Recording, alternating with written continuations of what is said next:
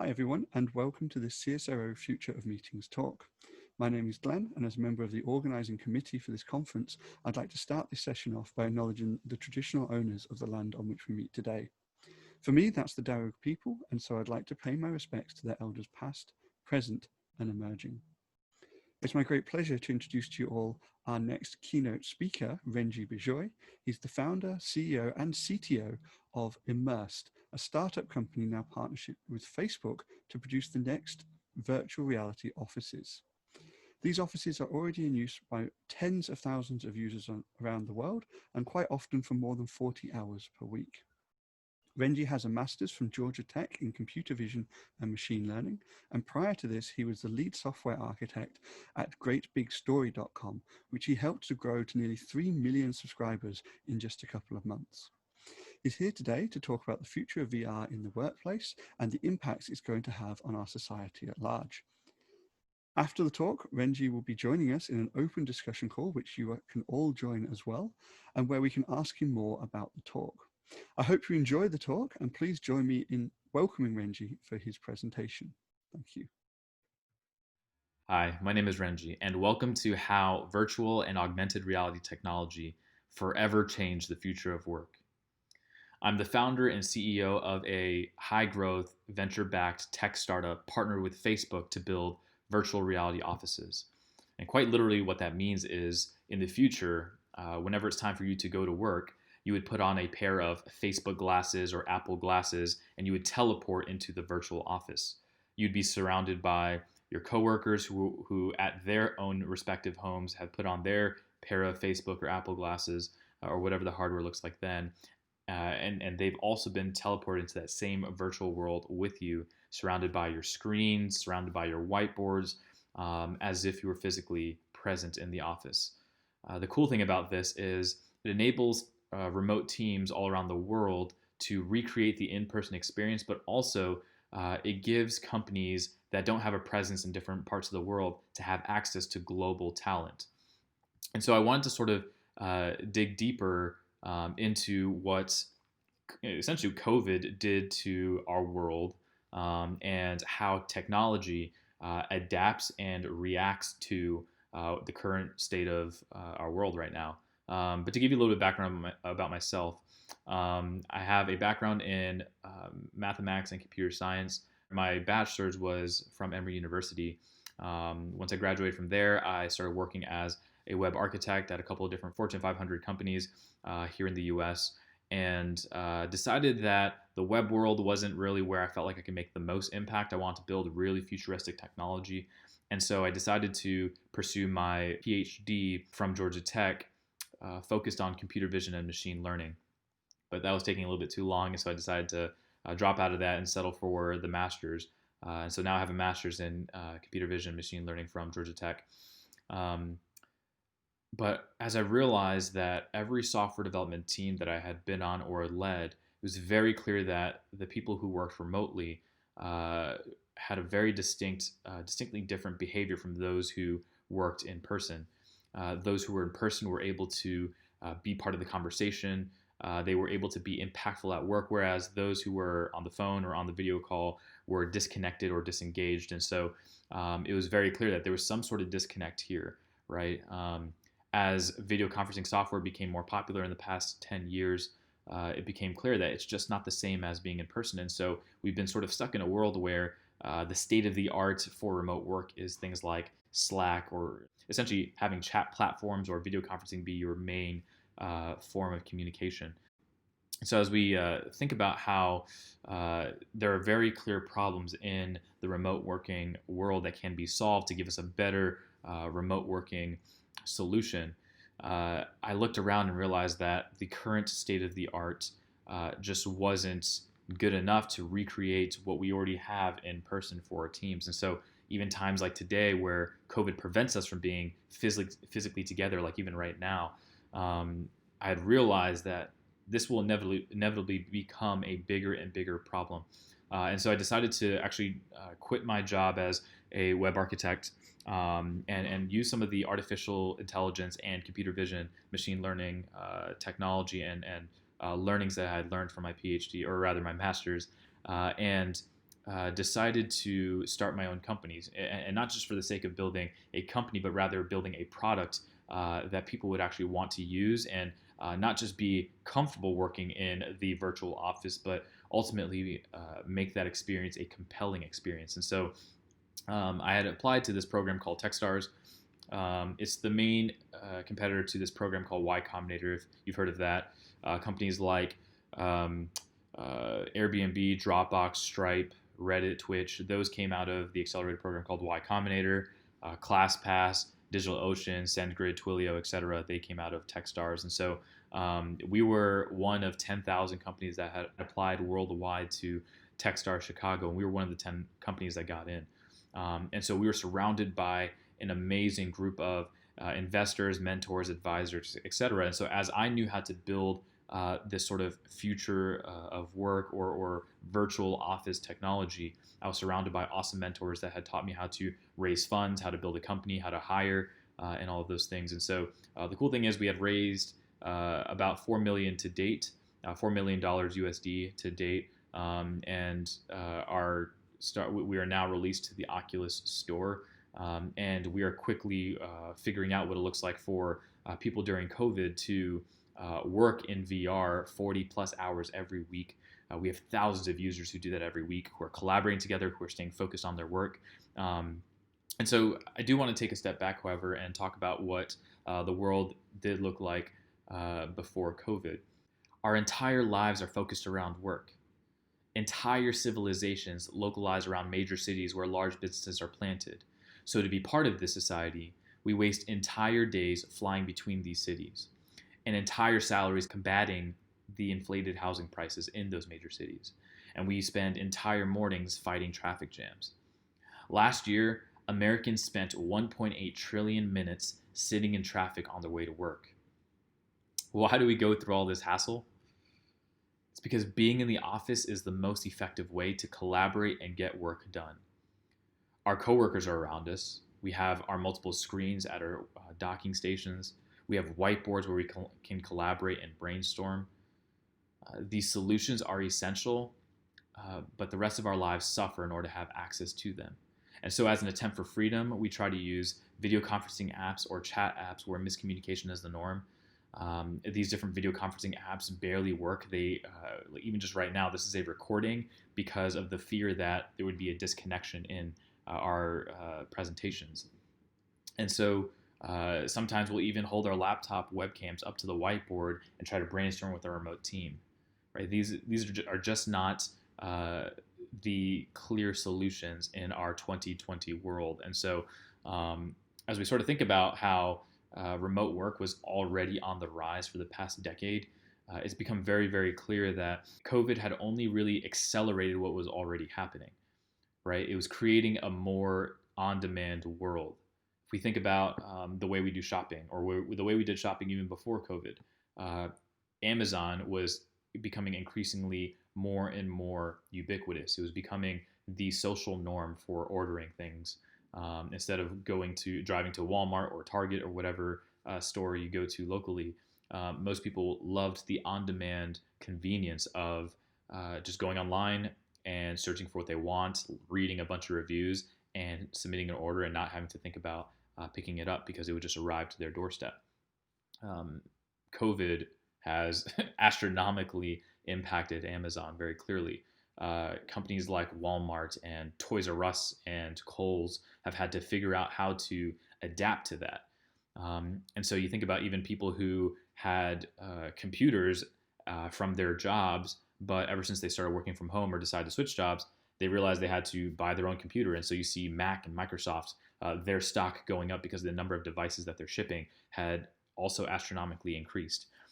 We think about people needing to actually purchase internet subscriptions at home or at least upgrade them, because previously they had worked out of coffee shops or in the office and never had to really worry about internet access at home as much. And so even just internet service providers' revenues have started skyrocketing as well. Thinking about how people have upgraded their data plans on their cell phones because they're just not going to have Wi-Fi at their company's office anymore, or if you're in research at the lab, for example, You're now having to figure out how to do this all from home. Even just thinking about how the most popular social media platforms are recording higher than ever user usage, now more than ever. You have interesting apps like TikTok that are becoming viral all around the world, really because people have a lot more free time on their hands now that they're no longer commuting. Because obviously COVID is preventing people from having to work in the office. And so it's interesting how some people might see this as dystopian, but it also doesn't have to be, right? People are now going on walks more than ever, or at least a lot of the people in my personal network. Whereas before they'd be too busy to go on walks or go to the gym or whatever, but people are actually figuring out more healthy habits because they are now working from home. You also think about how families are spending more time together, right? Mom or dad don't have to leave the house in order to commute to the office or fly to whatever other city they might be working in for the week. But you see that families are now working from home and have access to each other every evening, which I believe is a much more healthier lifestyle. So you have a lot of companies like Facebook, Twitter, Square, who have committed to not going back into the office either for an extended period of time or for the foreseeable future. Some companies have completely shut down their offices, like Twitter or Square. And the cool thing is, it does unlock access to global talents. Companies who had not formerly thought about hiring people who did not live in their city or had not formally thought about accommodating people who cannot relocate away from their families or their cities. They are now actually considering these options because no one's actually in the office anymore or in the lab in a lot of people's cases. And so it's very, very clear that as we're figuring out technological solutions to these problems and ultimately technology catching up to our world's social norm of wanting to work from home more, wanting to have a better work-life balance, wanting to have a more healthy lifestyle, technologies are now starting to really catch up in this particular remote collaboration vertical. And so you see companies like Zoom also booming because people are having to use video conferencing as sort of a crutch for now until there's a more effective way to remotely collaborate. What's really, really cool is not just Zoom in this web tech world has been doing a lot better, but even companies like Uber Conference, created by Dialpad, or Google Meets, or FaceTime, or these different products have been being picked up and used and explored with a lot more than they ever have before. And so the very clear natural next step is, how do we recreate what we have in our 3D spatial physical world? How do we do that virtually? You think about how the advent of the laptop or the computer has mainly been on two-dimensional screens. It's clearly not the same as actually being able to have physical objects around me, having to work with my coworkers and be able to share a meal with them. And so a lot of tech pioneers have been figuring out what it looks like to ultimately build a much more intimate, physical, effective, collaborative world where it's no different from actually being in the office. And so it was interesting. A very cool movie called Ready Player One came out a couple of years ago. It was directed by Steven Spielberg, so you should definitely check it out. It's one of my favorite movies. But I'm going to play the scene for you. You'll see in this clip that the technology that's being used, things like facial tracking, become extremely important as we think about the future of work in the virtual world. If you look at haptic gloves, there are companies that are working on that. If you look at the actual omnidirectional treadmill that he's running on, there are companies that are working on that. A lot of these are startups, but they're pioneering the technology to build the future of our world, right? Even just looking at how this pair of goggles that he's about to put on will give him a window into a virtual world. In this movie, it's called The Oasis. You'll see that ultimately it can teleport you into another world without really realizing that you're not actually there, right? And so things like haptic gloves, omnidirectional treadmills. So obviously these concepts are super cool, but I think it's important to even just take a step back and think about where this world came from, where virtual and augmented reality is currently at, and where we're headed. A lot of people, well, even just taking a step back and thinking about the history of technology in general, back in the 90s, even the 80s, people didn't really think that the internet was going to take off. But then in the 90s, it really took off. And then there's this thing called the dot-com boom or the dot-com bubble. And a lot of people missed out because they didn't realize where technology was headed. And so this is essentially going to be a repeat of that, where a lot of people are sort of ignoring or not really thinking about what is the state of the art for virtual and augmented reality, right? People don't think about how close this stuff really is. If you check out this article that talks about how Facebook's glasses are coming out the year after next, and so is Apple's glasses. And so thinking about how this world is actually coming a lot more quickly than people think. Year after next is not a long time away. It's like 16 months away from now. And so I think it's important to learn about where this technology came from, where we are today, and where we're headed. So if we think about even the history of Oculus, maybe about 8 years ago, they launched a Kickstarter that enabled them to raise funds to build a much more smaller, more compact form factor, higher resolution screens, better tracking so that the screens in the lenses can refresh more quickly and respond to your head movements, and ultimately make you feel that you're actually in another world and immersed into the virtual world. And so the founder, Palmer Luckey, had raised enough funds to really grow this company, and it was really, really cool to see how much traction they got from the developer or the software engineering coding world. And then a few years ago, Facebook had actually acquired them for $2 to $3 billion. And a lot of people thought that that was somewhat of a bloated price, but now in hindsight, years later, it's become very, very clear why Facebook paid that much money for the state of the art in this technology. And so even just looking at how even before Oculus had been created and started really focusing on researching in this space, formerly, back in the 70s, there were flight simulators that had screens around the pilot so that they could train and almost recreate what it's like to actually be in a real cockpit and almost being in a real dogfight before they ever had to actually step foot in an actual plane. Even thinking about how they had big, bulky VR headsets with little red dots that tried to recreate some sort of immersive experience, but none of those technologies come anywhere near close to having a small form factor that is portable. You can carry in like a book bag, or even just hold in your hand and put around your head, and feel like you're actually there. And so as we think about how Oculus and well, now Facebook and Apple and Microsoft and Google and others are spending billions of dollars into the next generation of computing, obviously it's extremely important to think about, what does this mean for our world? What does this mean for the way that we are collaborating with our colleagues, our teammates, our coworkers? What are different ways that we're connecting with our remote family? I'd actually written this blog about how the state of the art this year, Panasonic's working on a pair of glasses, Samsung's working on a pair of glasses. There's this other popular AR glass company called Nreal. Don't be surprised if they get acquired by like Microsoft or someone. So there's a lot of companies that are working on the next generation of computing. Even looking at this lens or this screen right here, it doesn't look crazy. Yeah, it's tiny, but this screen right here, it has about 3 million nits, which is crazy blinding. So for comparison, an iPhone X has about 800 nits. This has 3 million in the size of less than a penny. So thinking about how these screens can be actually put onto glasses or a really light form factor and ultimately deliver the next generation of computing sort of experience, thinking about how laptops almost would be removed from our worlds, thinking about how instead of having a laptop in front of you, you could have a pair of glasses that are in your pocket that stream 5G straight from the cellular towers around you.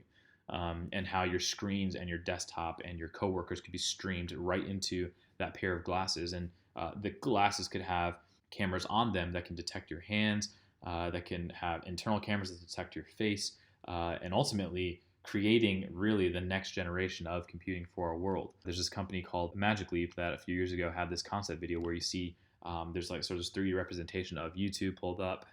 There's a 3D representation of Gmail that's pulled up.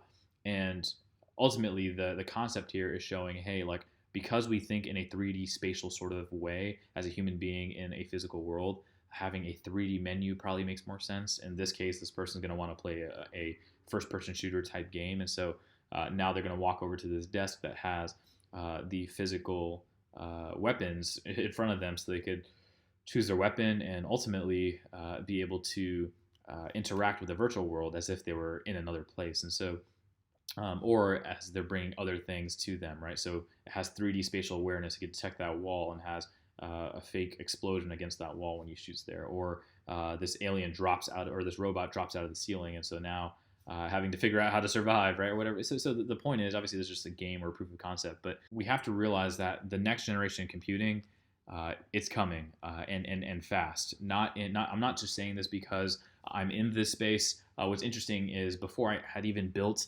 my startup, I had never even tried virtual or augmented reality. I had just done a little bit of research looking it up, but when I realized there's no good product that helps immerse people into the same space as someone needs to build this product specifically for work, that's when I started picking up augmented reality and virtual reality and realizing that this really is the future. This is the dot-com boom of our time. And so it's important to look at what does the state of the art look like today, and where are we headed. And so I can even just sort of talk a little bit about what Apple's next big thing is, right? So there's some videos around the web that have leaked that talk about Apple glasses. If you go to YouTube, just type in Apple Glass or Apple Glasses, and you'll see there are patents online that have been exposed, and there have been a number of people who've actually been sharing secret images and videos all over the internet of what Apple is actually working on to actually build the next generation of computing. It's very, very clear that Facebook and Apple, Microsoft, Google, and all the other tech giants are racing against one another to try to release the sleekest, the most compact, and the most effective form factor that will become the most ubiquitous hardware platform. And so the next generation of computing is coming out in the next year or two. Obviously, VR exists today, but what can you do as a researcher, as an employee at a company? What can you do to make sure that you don't miss out on this, or you don't react too slowly to this, and instead can be part of this and help shape the future of what this looks like? Obviously, specifically for your use case, but those use cases are all very important, as the jobs that you have are very important. And so I guess point of what I'm saying is a way that you can get involved today is go out and do some research on the current generation headsets that are available. So even as you look at, for example, Windows Mixed Reality by Microsoft, they had created these really, really cool 6 Degrees of Freedom headsets. They were actually one of the first, although they're no longer one of the best 6 Degrees of Freedom headsets.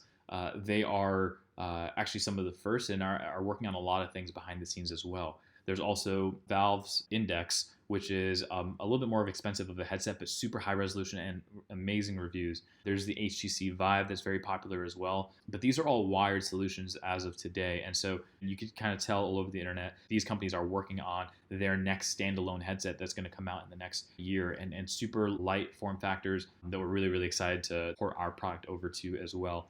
So you should definitely check that out. The cool thing is Oculus has created standalone VR headsets that are about 1 pound, which is actually a lot lighter than the 5 or 10 pound headsets that used to exist. In previous years, people would say, oh, VR headsets make me too dizzy, or I don't have a gaming desktop PC with a custom graphics card to plug my VR headset into. But the cool thing with Oculus's headsets is they are super low latency, where it's invisible to the naked eye, where you cannot see any sort of latency or refresh rate. You literally feel like you were there in a lightweight headset. And so check out Oculus's headsets. I'm not getting paid by them to make this announcement or sort of the suggestion, but I just don't want you to be left behind in regards to how you can help shape the future of this, particularly for your vertical. And so you probably have thought of really, really cool ideas of what a virtual or augmented reality solution for your space might look like, but chances are there's already companies working on it. And so you becoming an early adopter or user of that technology can really help shape the way those products evolve over time in the next year or two before Facebook glasses or Apple glasses come out. And so that would be sort of my quick and short call to action for you.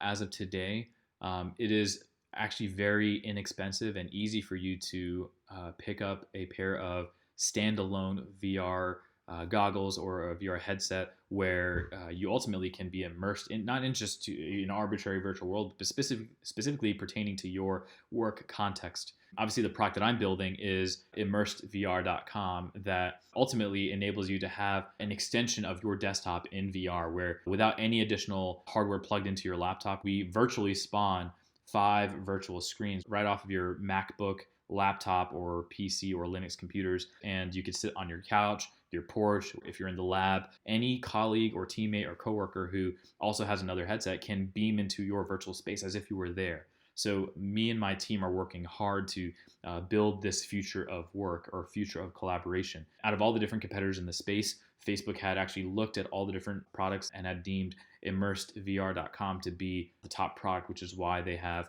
partnered with us to really build this out. And we have thousands of users who work in VR 40 plus hours every week, which is mind blowing to me. And it's been really, really cool to see how a lot of these users have shaped our product to what it is today. And so I would love if obviously you were to try out our product for free.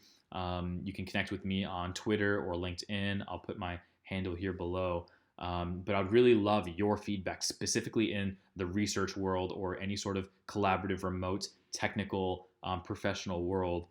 What sort of solution would be ideal for you to collaborate more effectively, obviously in our post-COVID world? And so please do head to immersedvr.com. We'd love to hear your thoughts and get your feedback and your ideas. All of these things, as we are building the future of work, we really want to have the brilliant minds all around the world to really help us shape this software so that it could be most useful for you, and ultimately be translatable and adaptable and effective and usable for literally anyone else in a similar space all around the world. And ultimately, hopefully opening up more doors for you to collaborate with colleagues that you never knew you could actually work with remotely.